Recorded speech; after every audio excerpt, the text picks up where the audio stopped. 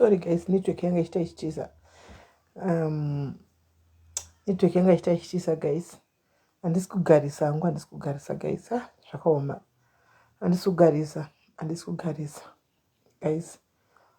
Yeah, at least I'm seeing team Jobek yatogana kudhara kuti who's sick ndinasunza zvakanaka, right? Tine umwe wedu guys. Team Haiti dzinouya kuHaiti maishanazi chido, you know this girl.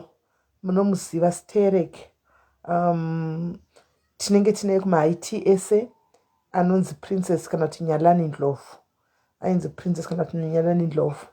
Aka-admitwa ari kuJohannesburg hospital guys.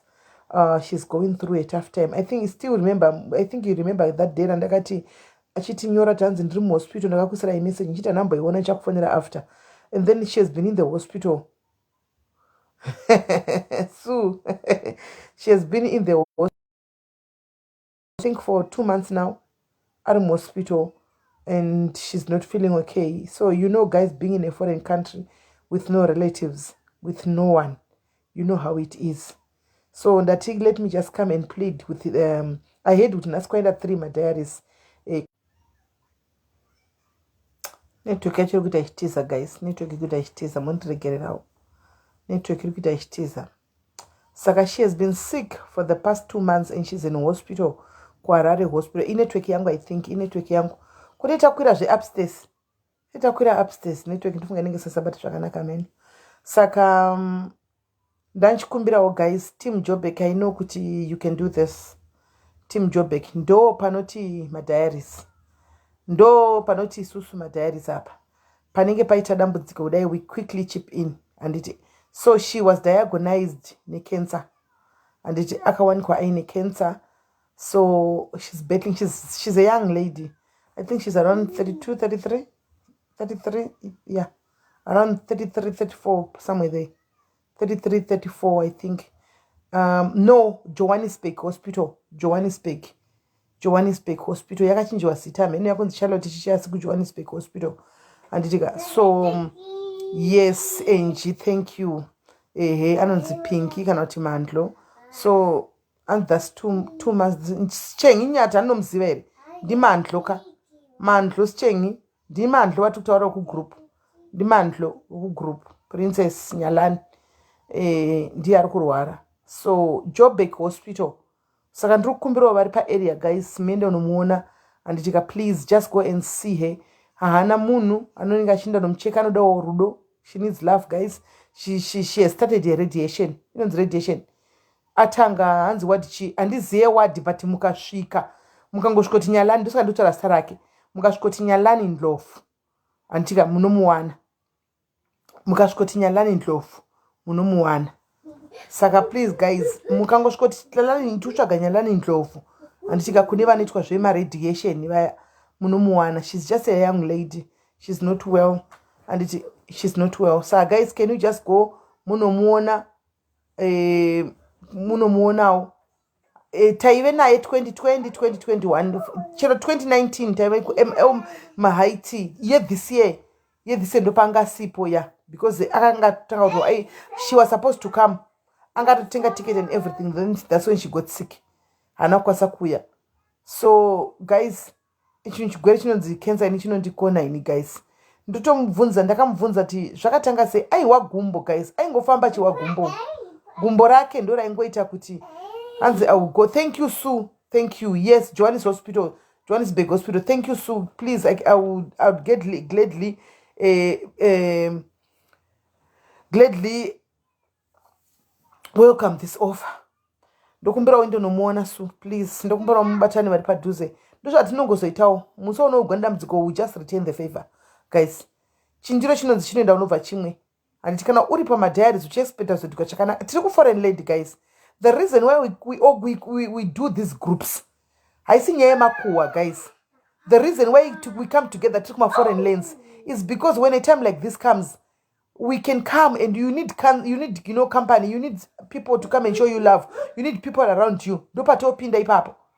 Animaona, imagine kana uri kuno pamunenge usina hama dziri kunoko, hama dzako dziri kumba, unochoda vanhu vanouya kuzokuvigira mabhanana, kana kuzongokuona zvinhu vasina mabhanana, kuzongoti waswera sei nhasi vachikuona. You need that. Vanonamatawo newe vapinda muwadi. That's the reason why we do these groups, guys.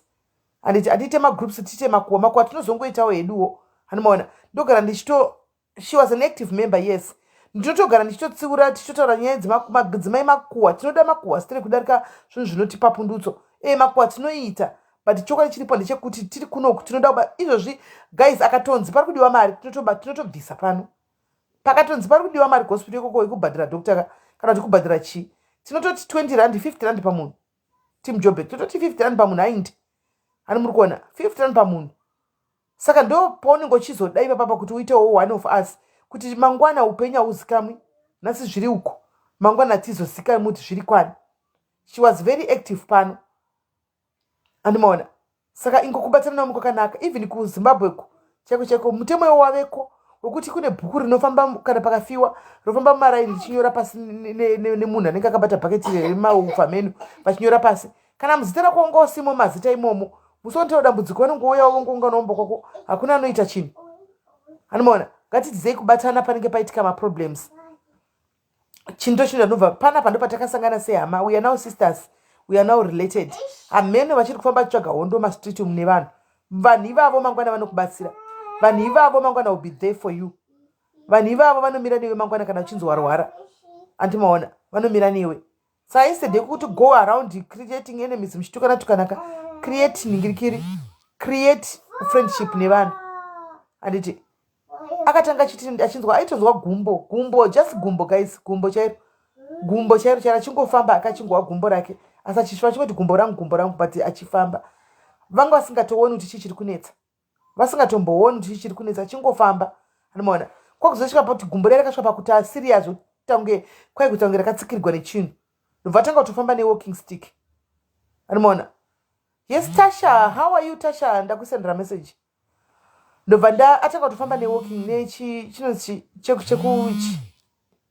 chekufambisa kuda ichi anomaona saka atanga kufamba nechewalking stick then vaingoenda kumakliniki kamboza zvekunoriforena guys achinda kumakliniki vachingoti chakurifeya hospital chakurifeya wakazara vasingamuendesi ndobva ndazoretichena kuti vanondidzinga ndasvika rigandinde ikoko gumbo rakazvimba ndobva vangoita zvivindi zvokuzviendera kuhospital mubva vasvika vakatoti vatomuadmita same time vatomuadmita vamuadmita same time ndobva vatanga kuita matesti ranga risiri kuonekwa kuti chii zvazoonekwa iko zvino tino ane kensa yemumabhonzo anomaona ane kensa yemumabhonzo saka vazombomira achida kuona kuti yaspreada sei kudii saka atanga to radiation nhasi ndabva kutaura naye izvozvi but handina chanambotaura naye chinhu chine musoro because shes weak. I think radiation yaiya semunhu ari kutanga yapinda mukati so she was struggling kutaura neni handatomuti chirega ndikusiyawo vati nditsvage vanhu vanozoya chikuona so I had kuti vana vhala manga muriko hanzi maenda muri 3 but masangana naye achitoenda kuradiation so ndanchikumbirawo guys vari muJoburg iyoyi ndiyo nguva yekuti muinde kunobatana achibata iwe nevamwe tiri kuforeign land guys zvikaipa kuJoburg kuti chaipa chako chiro kafuna SIS MELLY kwaipa kuno ndokumbira kuyaomba kwenyu kana chainse kubhenda chako ndotokuti mfana wangu imbosiya zvokuda kuzota makuomba kwangu uyawo wandi amona ndo saka tiripo we are there for one another kwete chokutsvaga life yemunhu kana tsvaga makuwa emunhu but tiri kutsvaga kuti tibatsirane anomaona timire pamwe chitana zvaipa because hatina hama kuno hama dzedu takadai so titori hama nehama titori hama takadai titori hama takatodai so hello babes. What happened to your tablet? Let me open for you. Bring it. Mommy, I opened. Bring it. Mommy. Come and greet people. Come here. Udangwana vanhu chita apana chimwe charuboda kuningirira ichi.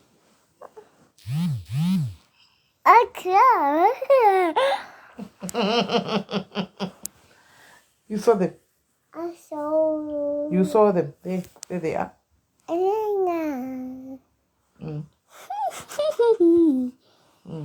Saka guys, yeah, ndozvanachida kukumbira hangu. Saka timu rinokwanisa please batanai muende kunomuona. Batanai muende kunomuona. Chingobatanai mai wenda zviparira. Abva tozotigarire negweseri. Nda kumbedha wako wedzokera kubhedhi yako. Anomaona. Atozoti ganditsvage vanhu no sit down. Don't jump on the bed. Sit down. Don't jump on bed. Go and jump on your bed. Go and jump on your bed. When you jump on kwako. naye ndichakwira unonojamba kwake kubhedha iye azvajamba jamba pana chida chanojamba kuchimbedha chake todzi achitsemuki nepakateri go to jump on your bed so that it breaks. Unoda kuona vanhu kuona kuona vanhu wavaona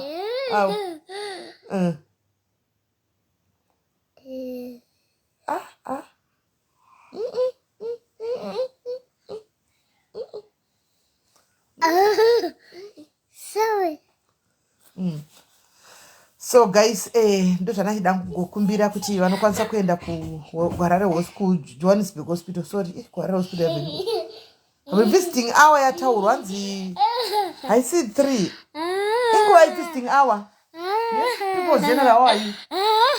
Vana vekuna inoda kuchirova zvino mutemba wobvumi inoda kutochibamura nembama mutemba wausi kubvuma general muri sei mutemba wobvumi unonisukisana kururova kambama masuro ndikasunga zvali mabuni polisi iye and the police will come and arrest me ndina kudhoidheyo kunoku anenge achikundinanzva kana ndikavata ndoyandodonzotsoka kuti muka chete mukai titaure mama mukai titaure ndodonzi wangu tsoka kana ndavata nekurumidza icho chinovata letika chotaimira chomuka kumbedha wacho choya kumakumbuku chaicho chinditohwa kukwenyiwa vasina kumbo ndoti kundiani kwari kundikwenyiwa hanimona ndona chicho choizi wake up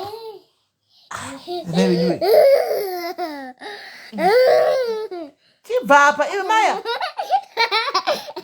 kwakuoneregwa nemalive nemalavu kwakuoneregwa nevanhu kwakuoneregwa uku kwai zviro vei bewe nosungwa ndinde kujere izvi zviri spoiled zvaro zvekune izvi ichi zviri spoiled hauchirovi ichi hautochirovi ichi chiro chikati imwe wechangu wongomwa wakanyarira because mapurisa anenge kusunga police come and arrest you chikati drink you just say wakanyarira kuzvako ndokubambura nembama ukanowira uko anoona hanzi ndiye dhoidhoi here aiwa maimiki uyu mwana wabhuti wangu asi dhoidhoi asi dhoidhoi dhoidhoi hambodai nokuti torova dhoidhoi hambodai tinokwiya Maya, it's fine, it's okay, they've seen you. Say hello. Hello. Say how are you. What are you? Say I love you. Say I love you. I love you. Right, so guys, I'm going to kumbira ankuti, please. I love you. I love you. Come and tell them I love them. Come and say I love you. Come. Hey, say I love you. I feel. I love you. I feel. Yeah. Hi. Hi. How are you? How are you? Say Zimsoro. Say. Zimsoro. Tell them if I want me so that I can let you go. Tell them. Say Zimsoro. Say Zimsoro.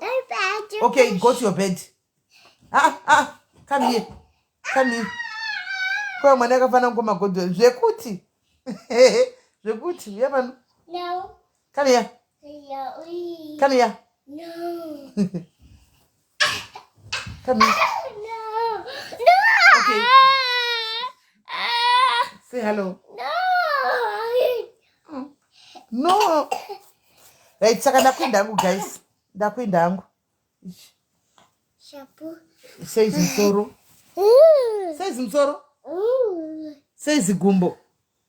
Boo. Gumbo. Boo. Zigumbo. Say. Say Ziguma. Say Ziguma. Say Ziguma. Right guys, ndakwenda.